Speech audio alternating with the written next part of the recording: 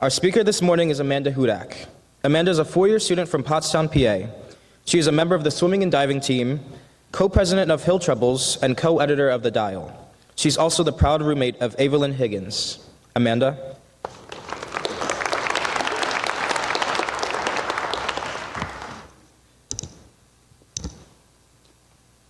Since I was very small, I've always felt like I live in an in-between space. My whole life, I've tried to ignore them, but a chorus of unwanted voices would continually remark on two important aspects of my identity, causing me not to trust my own sense of self. The earliest voices I can recall were questioning my race, telling me I'm too Asian to be white, but I'm too white to be Asian. Let me explain. Growing up, I found myself caught between two worlds, my white side and my Chinese side. When I meet new people, they sometimes struggle with which box to put me in. They'll say something like, "So what are you, Wasian?" And in all honesty, to this day, I've been called Wasian so many times, sometimes I actually believe it.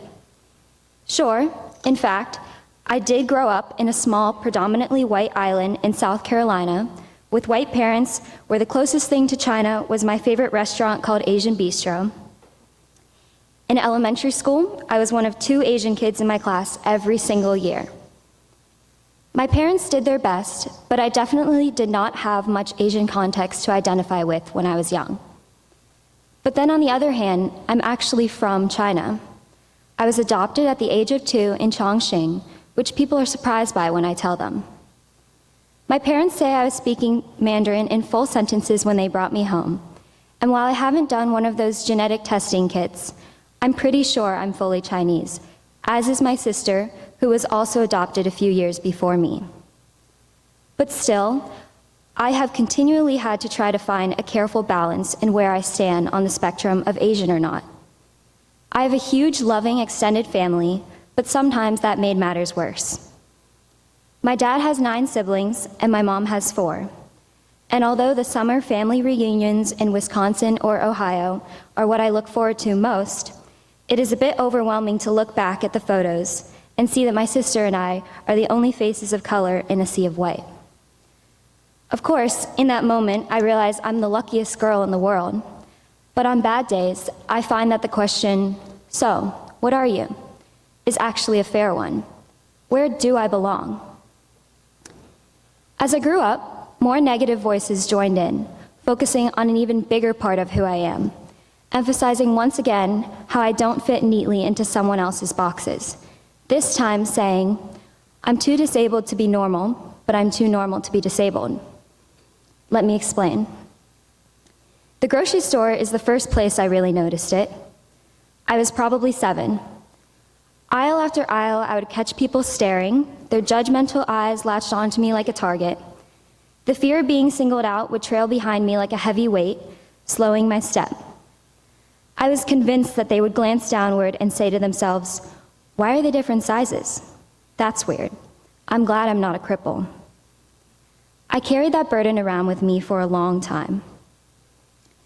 Having 2 different size legs is an unusual disability.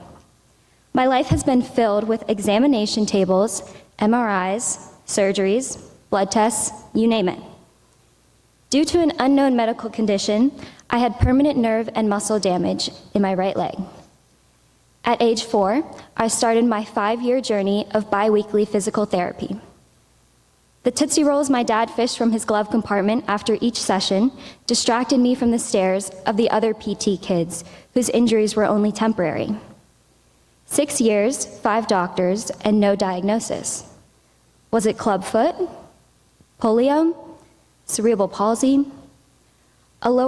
A bulky lower leg brace was just an additional weight that set me apart for 10 years. Kids on the playground would stare and point, giving me funny looks and snickering behind my back, while I struggled attempting to jump rope. Throughout my whole childhood, even up to this day, I have always had to buy different size shoes, walk with a noticeable limp, and cope with chronic pain in my left leg from overuse. My daily thought was, why can't I just be normal?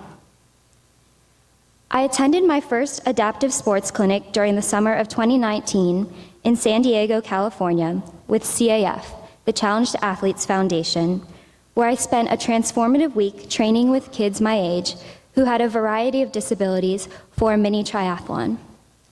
Whether we were cycling through the scenic paths of Fiesta Island or swimming in La Jolla Cove at 6 a.m., I was, for the first time, surrounded by people who were like me and knew what it meant to feel out of place and abnormal. The other athletes' disabilities ranged from complete blindness to a double amputation, and I hate to admit this, but it internally made me feel bad for being there. How could my disability compare to theirs? Although this was a once-in-a-lifetime experience that I am forever grateful for, there were times at the program where a few of the kids there came up to me and said, "At least you have both of your legs, and you aren't even disabled. Why are you here? To make yourself feel better?" So, not only did I feel out of place on the playground at school, but also in the camp specifically made for those who have physical struggles. Where do I belong? My journey through my life has felt like I'm navigating through an endless maze of perceptions and identities. From grappling with my mixed racial identity to the ongoing journey of coming to terms with my disability, I am a key example of someone who exists in the uncomfortable in-between space. Yet, despite these challenges and moments of doubt, I have grown to embrace my unique intersectionality. I have an endless list of people who have helped me get to a place where I feel most confident. Miss Jen, my childhood physical therapist who encouraged me to push through those painful wall sits. Miss Chambers from daycare, who spent hours helping me learn to jump that rope.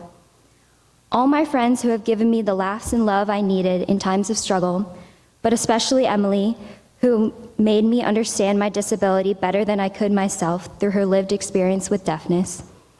And of course, my family. Words can't describe the impact that they have made on me. My heart is truly full. As we get older, we are told to define our own place in the world, but no one thinks to remind you that you are not to this or to that. Each one of us is just trying to figure out who we are. It's taken me years to realize that you don't need to fit into anyone's neat boxes. You need to make your own box that you feel comfortable fitting into. I am simply me, with all my complexities, defined by neither my race nor my disability. I still have bad days. I still doubt myself when put in tough situations. I still wonder what my true racial makeup is. I still look down at my legs in the morning and think to myself, well, nothing has changed, has it?